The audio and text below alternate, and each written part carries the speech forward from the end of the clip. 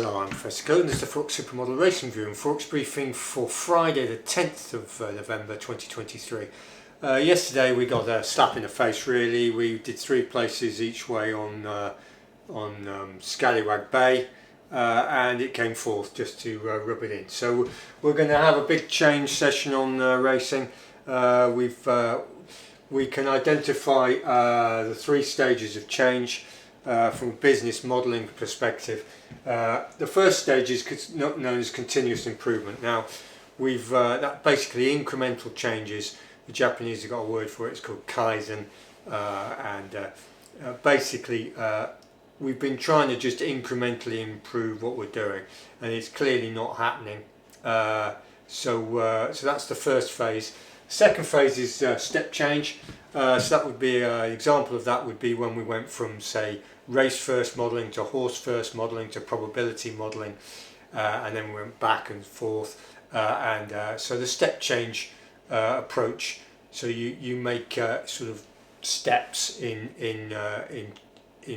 change analysis effectively. So and then the final stage is what we're going to have a go at now. We'll get the big guns out, and that's BPRE, business process re-engineering. That's basically where you sling out the old business process and you re-engineer it, and that's where we are, and that's the most aggressive form of change because you're literally ripping up the old framework and getting a blank sheet of paper, and in the light of all your other approaches, having a go at business process re-engineering. So that's what we're going to do. Sounds great in theory, but you know, it's a good. There's a lot of written models, management models on this.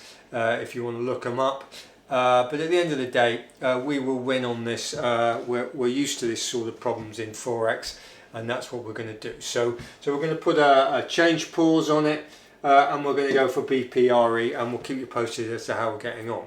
So keep the faith, and we'll carry on. Forex day trading, week 10. Basically, we're going to talk about entries very quickly. If you're doing what we've learned about doing day trading over the 10 weeks, really, we've really focused on it, is that you need a very structured approach. And the first thing you need to do is to look at the economic calendar, and then you need to look at last week.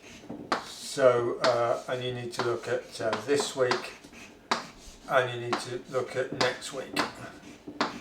So if you're day trading, you're operating in here Monday to Friday. So we're currently on the back end of this week, Friday. And what you need to do is basically look at the majors. So dollar, euro, yen, pound, and you just need to get in your head before you start day trading. So you look at last week and you assess the dollar data in terms of soft, neutral, and hard. So soft data is basically where it falls below expectations, looks red on your economic calendar. Neutral sort of around about the mark, red, green, but only marginally all the same. And the hard data, green is green above expectations significantly. So you get a feel for last week in terms of dollar, euro, yen, pound, and then you apply that to this week. So obviously you've got to do the same.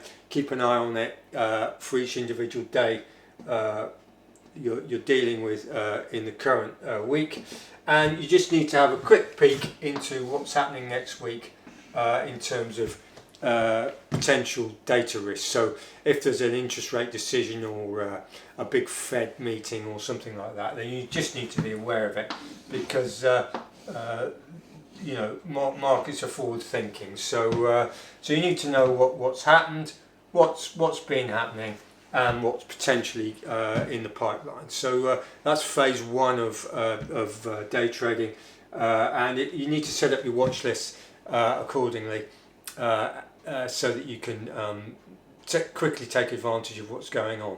So that's really the first thing to say, and we'll probably if we get a chance, we'll do a video with the screens. As I said, we've been promising that for a long while, but it's very difficult for us to fit in.